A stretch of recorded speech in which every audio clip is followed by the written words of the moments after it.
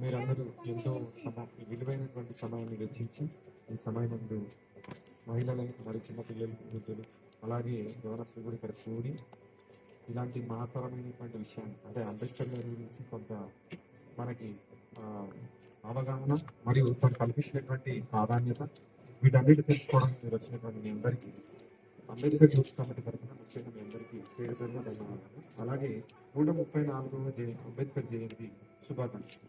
అయితే భారతదేశంలో మనకి ఏంటంటే భారతదేశం స్వాతంత్రం వచ్చింది 1947 ఆగస్టు 15. భారతదేశంలో అంతరానితనం అనేటువంటిది చాలా ఏళ్ళుగా నాటిపోయి అలాగే దేశంలో ఉన్నటువంటి ప్రజల్ని పీడించడం అనేది ముఖ్యంగా సమాజంలో ఏం చేసేవారు అంటే ఒక 4 వర్గాలుగా వర్గీకరించి అంటే సమాజంలో ఉన్నటువంటి ప్రజల్ని 4 తరగతులుగా విభజించారు. దాంట్లో ముఖ్యంగా బ్రాహ్మణులని, వైశ్యులని, క్షత్రియులని, శూద్రులు అని చెప్పి ఒక 4గురుగా విభజించినటువంటి వీళ్ళలో పై 3 తరగతుల వాళ్ళు కింది తరగతులుగా ఉన్నటువంటి శూద్రులైనటువంటి మళ్ళాంటి వాళ్ళపైన తమ ఆధిపత్యాన్ని చెలాయిస్తూ మనతో వెట్టి చేయించడం ఇలాంటివన్నీ చేయించేవారు. అట్లీస్ట్ మనం కనీసం ఎవరైనా ఉన్నత వర్గానికి చెందినటువంటి వారు ఇంటి ముందు నుండి ఒక దళితుడు కానీ లేకపోతే బహుజనుడు కానీ ఇంకెవరన్నా బీసీలు కానీ ఎవరైనా వెళ్తే ఆ రోజుల్లో ఏం చేసేవాళ్ళు అంటే మన నడుముకి ఒక తాట కట్టుకొని వెళ్ళేవారు. అంటే మన నడిచేటువంటి అడుగులు కూడా వాళ్ళకి కనబడొద్దు అనేటువంటి భావన తీసుకొచ్చేవారు ఆ రోజు. ఇవన్నిటిని రూపుమాపాలి అని అంటే దాన్ని అనుభవించినటువంటి వ్యక్తి అయితేనే దాన్ని రూపుమాపగలుగుతారు. అలా రూపుమాపగలిగినటువంటి లేకపోతే అలాంటి చైతన్యాన్ని కల్పించినటువంటి వ్యక్తి ఎవరు అనంటే డాక్టర్ బిఆర్ అంబేద్కర్ గారు. ఎందుకు అనంటే సమాజంలో అప్పటి వరకు కూడా 1891 మధ్యప్రదేశ్లో మనకేంటంటే సెంట్రల్ ప్రావిన్స్ అంటారు. ఆ సెంట్రల్ ప్రావిన్స్ లో ఆయన జన్మించడం మనకి ఏప్రిల్ 14. అక్కడ ఉన్నటువంటి గైక్వాడ్ రాజు అనేటువంటి ఆయనని చేరదీయడం, తనని తనని విద్యాపరంగా తీసుకురావడం అనేటువంటి జరిగింది.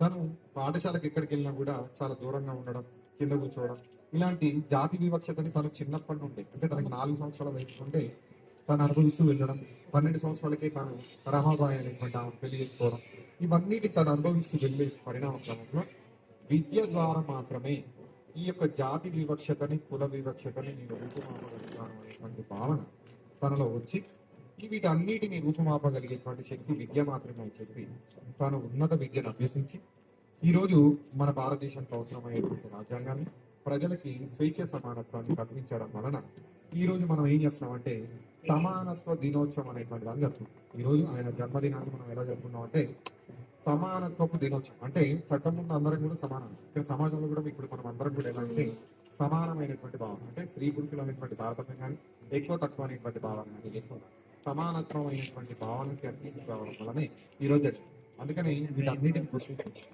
మనకి 1990లో తనకి ఏం చేశారు అంటే భారతదేశంలో అత్యున్నతమైనటువంటి ఒక పౌర పురస్కారం ఇచ్చి తనని సత్కరించుకోవడం అనేటువంటి జరిగింది. కానీ ఈ రోజు ఎలా ఉంది అంటే అంబేద్కర్ గారు అంటే కేవలం బడుగు బలహీన వర్గాలకు సంబంధించినటువంటి ఒక రాజకీయ లేకపోతే వాళ్ళకి సంబంధించినటువంటి నాయకుడే అనుకుంటారు. కానీ యాక్చువల్గా భారతదేశంలో ఉన్నటువంటి ప్రతి పౌరుడు కూడా తను కల్పించినటువంటి విధానం వల్లనే మనం ఈరోజు ఇంత స్వేచ్ఛగా ఇలాంటి వీధులలో ఉండి మనం ఉన్నాం. తాను 23 రూపాయలు అంటే గైక్వాడ్ రాజు అనేటువంటి ఆయన 23 రూపాయలు ఇస్తే చదువుకునేవాడు. అంటే 23 రూపాయలకి మనకి ఈరోజు ఏమొస్తుంది ఏమి. బట్ ఆయన 23 రూపాయలతో తను ఉన్నతమైనటువంటి విద్యను అభ్యసించడం, లండన్ వెళ్ళడం, ఎకనామిక్స్ లో తను విద్యను అభ్యసించడం అండ్ దాంతోపాటు తను ఏం చేశారు అంటే మనకి రిజర్వ్ బ్యాంక్ 1935 ఏప్రిల్ 1వ తారీఖున దాన్ని ఎస్టాబ్లిష్ చేయడం, ఇవన్నిటిని సమూలమైనటువంటి మార్పులు తీసుకొచ్చింది ఎవరు అంటే మొదటగా తానే.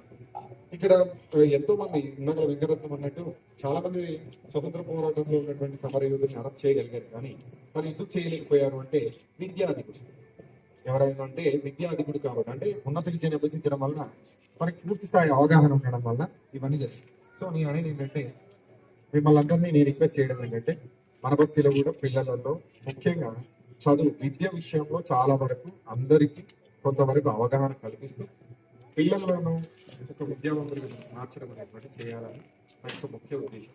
అండ్ దాంతోపాటు ఇంకోటి ఏంటంటే సుప్రీంకోర్టు అంటే ఇప్పుడు మనకి న్యాయ వ్యవస్థలో ఉన్నతమైనటువంటి స్థానంలో ఉండేటువంటి వాళ్ళు సమాజంలో ఉన్నత వర్గాలకు చెందిన వాళ్ళే ఉన్నారు. కానీ మళ్ళాంటి అణగారినటువంటి వారు లేరు. ఎందుకు అనంటే మన మొదటి నుండి న్యాయ వ్యవస్థకి దూరంగా ఉండడం, వాళ్ళు చాలా దగ్గరగా ఉండడం, ఎక్కువ స్థానంలో వాళ్ళు ఉంటారు. సో నేను అనేది ఏంటంటే పిల్లల్ని చాలా విద్యావంతులుగా మనం తీర్చిదిద్ది వాళ్ళకు ఒక ఉన్నతమైనటువంటి భవిష్యత్తు ఇవ్వగలగడమే మనం నిజమైనటువంటి నివాళి అవుతుందని నా యొక్క ముఖ్య ఉద్దేశం. Thank you.